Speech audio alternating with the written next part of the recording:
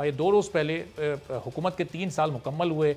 इस 3 साल में जो उन्होंने बेहतर किया वो काम वो गिनवा रहे हैं कि जी हम मईशत को अब बेहतरी की तरफ ले जा रहे हैं, इम्प्रूवमेंट आ रही है। GDP 5.5 से गिर कर गो कि अभी भी 4 के आसपास घूम रही है, लेकिन वो इसको भी अपनी अचीवमेंट कह रहे हैं कि पिछले 1-1.5 साल कोविड की वजह से गुजर गया, उससे पहले हालात बहुत मुश्किल थे। तो क़ायद साहब किस तरह से तज्जिया करेंगे इन 3 सालों की कारकर्दगी का? देखिए, किसी भी हुकूमत की कारकर्दगी का जायजा लेने के लिए कुछ बुनियादी अशिया को देखने की जरूरत होगी।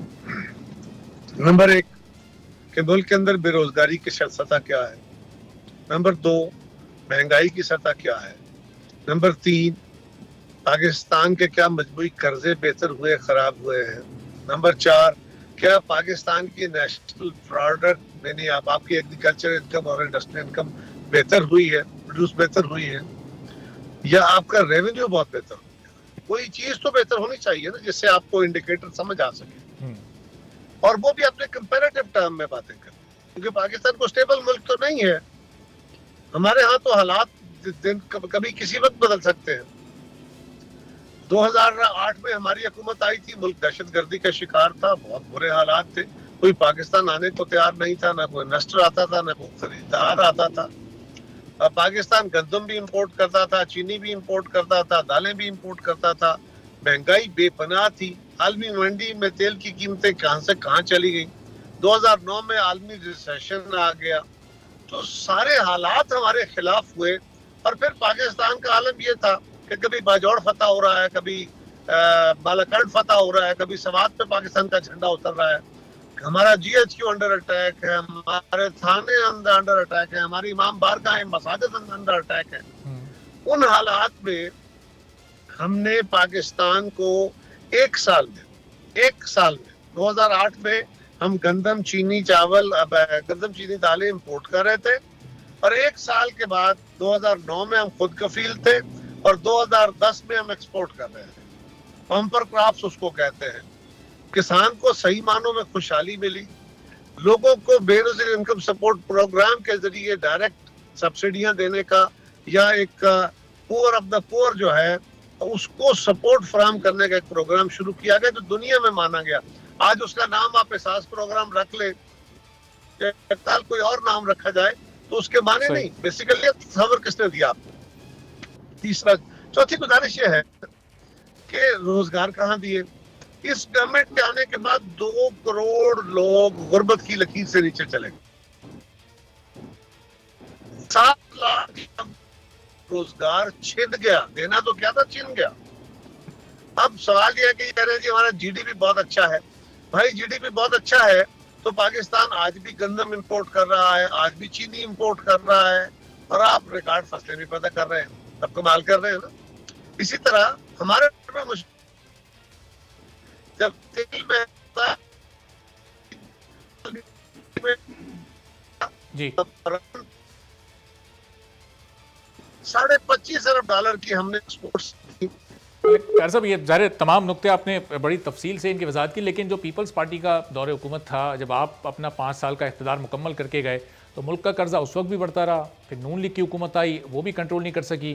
कंट्रोल इस हुकूमत से भी नहीं हो रहा, लेकिन माजी की हुकूमतें भी ज़ाहिर उसको नहीं कंट्रोल कर सकी। वो अलग बात है कि इस हुकूमत ने दावे बहुत बड़े बड़े किए थे और फिर अब उन पर अमल दरामद खासा मुश्किल दिखाई दे रहा है। ये जो कोविड वाला पिछला ये 1.5 साल गुजरा, क्या ये फैक्टर आप समझते हैं कि ये है इस वक्त मुल्क की मईशत की जो ख़राब सूरत हाल है उसमें? बहरहाल ये भी एक बड़ा फैक्टर है कि इस हुकूमत में ये 1.5 साल कभी लॉकडाउन कभी कारोबार खुल रहा है, इसने भी मईशत पर गहरे असरात मुरतब किए हैं। देखिए ये सूरत हाल तो हिंदुस्तान के साथ हमसे बहुत बुरी हुई, ये तो यूरोप के साथ भी बहुत, ये बांग्लादेश के साथ, लेकिन उनके यहाँ इसके इम्पैक्ट्स ये नहीं आए। बहरहाल ये बात बहरहाल दुरुस्त है कि इनको एक हद तक ये मामला है, इसका असर जरूर होगा। ये कहना कि इसका असर नहीं है ये मुनासिब नहीं होगा, लेकिन अगर आप दूसरों की कारकर्दगी को देखना होगा तो फिर आपको ये भी बताना होगा कि पीपल्स पार्टी के दौर में दहशतगर्दी इंतहा पे थी। हमारे ना हुक्मरान महफूज थे, ना हमारे फौजी महफूज थे, ना हमारे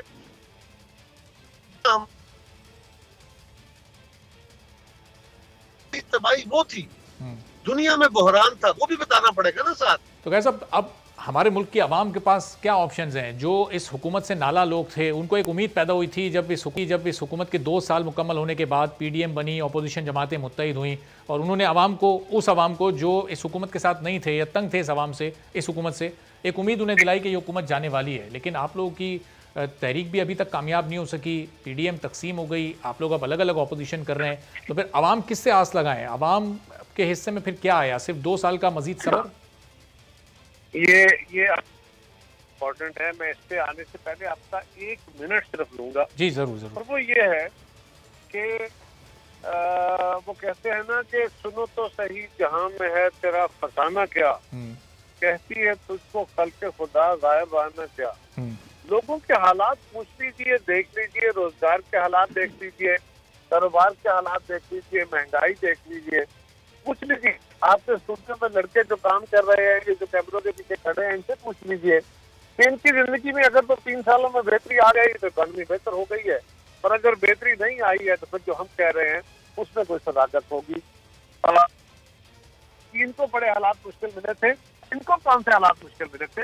मुश्किल हालात तो वो थे जब दहशतगर्दी और मुझ पे थी, और उस वक्त हमने इतने कर्जे नहीं लिए थे, और इन्होंने जितने कर्जे लिए हैं कहते हैं हमने कर्जे अदा किए हैं।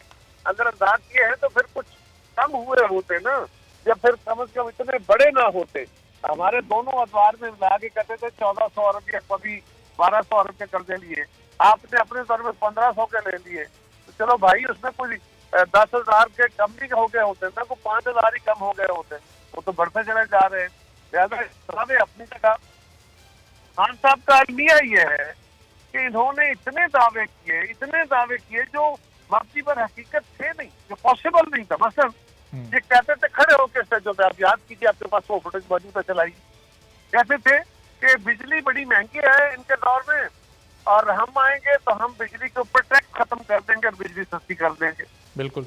ये कहते थे कि जी पेट्रोलियम लेवी बहुत ज्यादा लगी हुई है, पेट्रोल बहुत महंगा है, उसकी वजह से महंगाई बढ़ी है, हम आएंगे तो हम पेट्रोल टैक्स खत्म। ये असद उमर साहब कहते, ये इमरान खान साहब कहते, खुद जलसों में खड़े होकर जब वोट मांग रहे थे। इसी तरह ये कहते थे कि जी हम गैस, पाकिस्तान की अपनी गैस है, इसके ऊपर इतना टैक्स है, ये हम टैक्स खत्म कर देंगे, गैस सस्ती कर देंगे, चीजें सस्ती हो जाएंगी। ये कहते थे कि हम पाकिस्तान के अंदर आम आदमी के ऊपर टैक्स की शरह कम कर देंगे।